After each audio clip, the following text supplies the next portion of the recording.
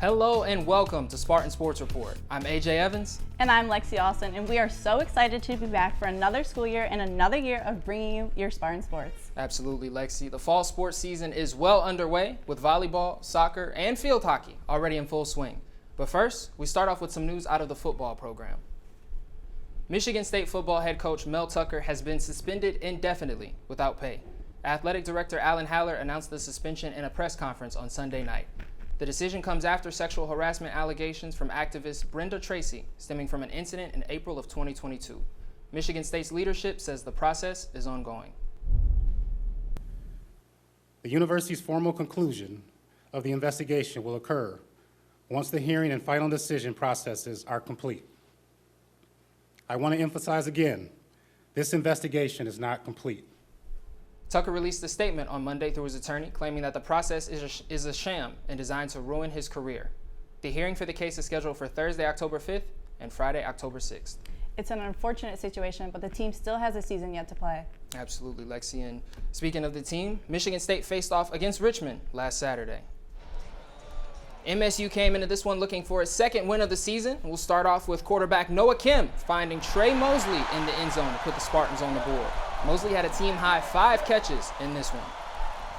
Here's Kim again, dropping back in the pocket and finding tight end Tyneil Hopper for his first touchdown of the year. Michigan State went on to defeat Richmond 45-14.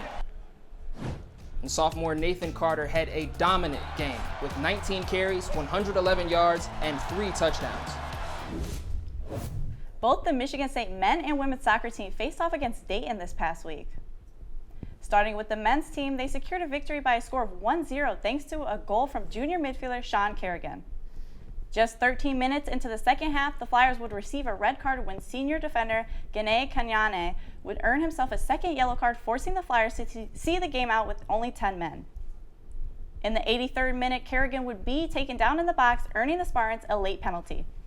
The recent Mercyhurst transfer would make the penalty kick, earning the state their 3rd win of the season. The women's soccer team also faced Dayton this weekend. The Spartans entered Sunday's match after a thrilling 2-1 victory at NC State. Sunday's match also served as Spartans Alumni Day, where they celebrated past players dating all the way back to 1980. Both teams couldn't find the back of the net during the first half, but the second half was where all the action happened. Straight out of high school, the freshman Bella Najira has been huge for the Spartans. She scored her 3rd goal in the past 4 matches. Post-game, Coach Hosler said that Bella has been undeniably the best player on the team because of her consistency, effort, despite her freshman status. Dayton later scored off a penalty to put themselves back in the game.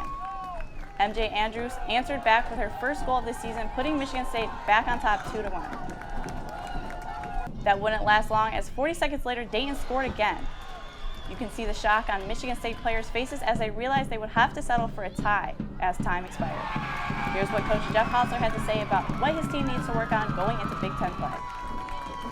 Consistency, intensity, passion, and overall execution. Too many giveaways. We made them look really dangerous at moments because we shot ourselves in the foot with turnovers, and it's a very good transition team that can capitalize. Michigan State women's soccer will kick off Big Ten play on Sunday, September 17th, hosting Ohio State for a 1 p.m. match at DeMartin Stadium. The men will be back in action on Tuesday, September 12th, when they head to Indiana to face 20th-ranked Notre Dame. After losing to Kent State 1-0 in their last time out, the Spartans field hockey team took on number 10-ranked St. Joseph's in their home opener. The Spartans came out firing with 2 shots on goal in the first 10 minutes, but were unable to capitalize. St. Joseph scored their first point in the last 30 seconds of the first quarter as Lee James was able to punch it in for the Hawks off the feed from Manu Gigliotti.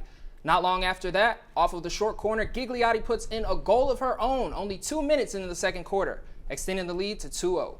MSU could not strike back on the offensive end and would ultimately fall to the Hawks 2-0, moving them to 1-3 on the season. Michigan State will take on Stanford in their next game on Tuesday, September 12th, looking to snap their 3-game losing streak and get their first home win of the season. After great play at the Kathy DeBar Invitational, Michigan State volleyball was looking to bounce back after losing in 3 consecutive sets to Duke. MSU would take on the North Carolina Tar Heels in the second game of the Big Ten ACC Challenge. Carolina Staniszewski served the ball for the Spartans. North Carolina would tie the second match after taking the second set by a score of 25-21. Here's Grace Kelly with a thunderous spike, which helped the Spartans win a critical third set. Taylor Holm led the Spartans with a career-high 21 kills, which is the most kills by an MSU freshman since 2000. MSU would dominate the final set of the match, winning 25-15 and improving their record to 5-3 on the season.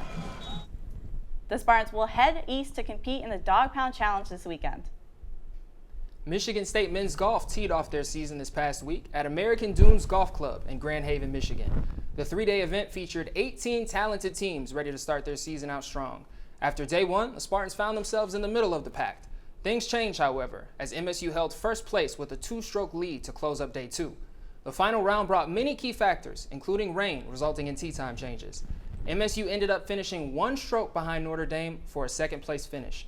Impressive performances came from all, but specifically August Meekhoff, who ended the Invitational tied for 6th place overall. MSU will participate in the Fighting Illini Invite next, which will take place September 15th through the 17th at Olympia Fields North in Illinois. That's all the time we have here for today's episode of Spartan Sports Report. We'll be right back here next week with another new episode and many more to come this fall. Thanks for watching, and we'll see you next time.